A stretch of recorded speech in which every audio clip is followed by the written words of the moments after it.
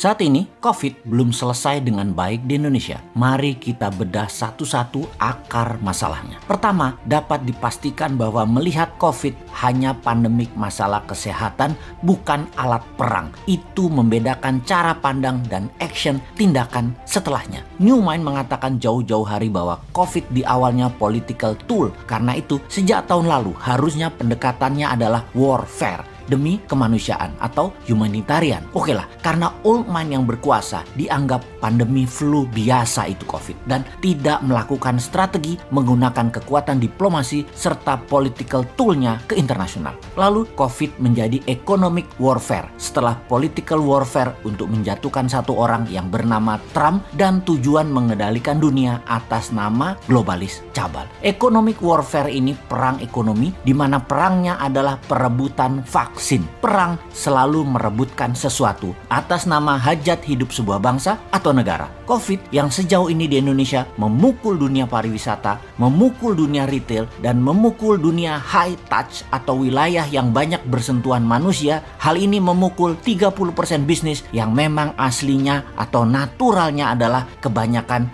berinteraksi fisik. Dunia oleh COVID dipaksa menggunakan gadget di dalam berinteraksi. Terlambat melakukan hal ini, bisnis Anda kolaps. Bahkan sebuah pemerintahan bisa kolaps. Kepada masyarakat yang awam, kita ingatkan COVID adalah war tool, alat perang globalis cabal. Globalis ini adalah non-state actor. Non-state actor adalah sebuah tindakan yang berdampak negatif yang bertujuan untuk keuntungan ekonomi bagi pelakunya. Saat ini globalis cabal yang disebut non-state actor tersebut. Dan tujuannya sekali lagi, kendali kekuasaan di banyak wilayah. Lalu siapa kaki tangan agen globalis di Indonesia? Ini yang terjadi saat ini, yang pimpinan puncak pemerintahnya tidak melihat karena dia adalah orang baik-baik yang polos, yang sudah diingatkan ratusan kali bahwa orang di sekelilingnya yang menjalankan tugas pemerintahan itu tidak kompeten untuk zaman perang ekonomi kemarin dan perang biologi sekarang. Sementara banyak putra bangsa yang lebih baik tidak dipakai. Begini Bapak pejabat, kita buka informasinya.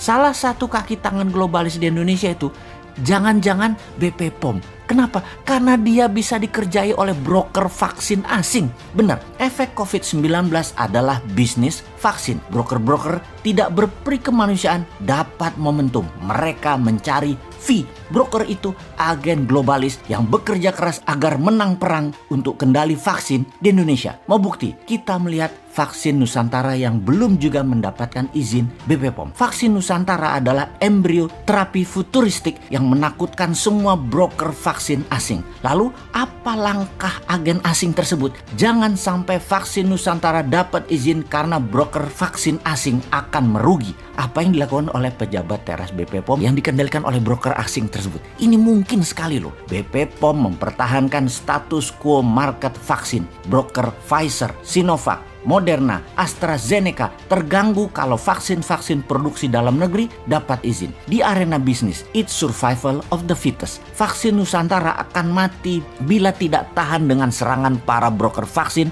agen globalis. Kalau tidak didukung BPOM, pastinya akan mati vaksin Nusantara tersebut. Di invisible hand, para broker bekerja seperti mengeliminasi dokter terawan dari kabinet. Lalu bahkan dia mau didubeskan. Itu langkah awal dari globalis. Kemudian para broker melakukan all around attack atau serangan 360 derajat ke semua arah demi vaksin globalis berkuasa di Indonesia. Mereka ubah regulasi sampai menggunakan mulut dalam tanda petik para ahli yang nggak ngerti dendritic cell platform untuk mematikan vaksin Nusantara. Dengan vaksin Nusantara sesungguhnya Indonesia menjadi pionir di arena COVID-19 dendritic cell-based imunoterapi. Fakta saat ini yang paling ampuh adalah memainkan dalam tanda petik BP POM yang dilakukan oleh broker asing globalis demi matinya vaksin Nusantara. Sungguh, broker-broker vaksin paling aktif menghalangi riset vaksin Nusantara. Tema omongannya menyentuh aspek di luar domain lembaga pengawasan obat tersebut, mempersalahkan tenaga ahli luar negeri misalnya. Benarlah, komentar di banyak media internasional yang harusnya bikin malu pejabat Indonesia karena satu-satunya di dunia yang tidak paham soal dendritic cell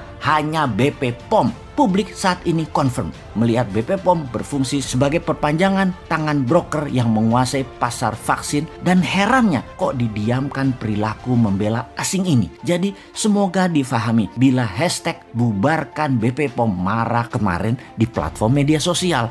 Ini sebuah pembelajaran bagi BPOM agar terus kaizen.